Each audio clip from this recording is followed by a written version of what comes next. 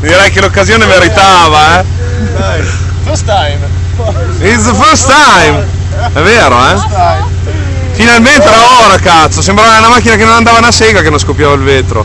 Hai fatto bene il video, Perfetto.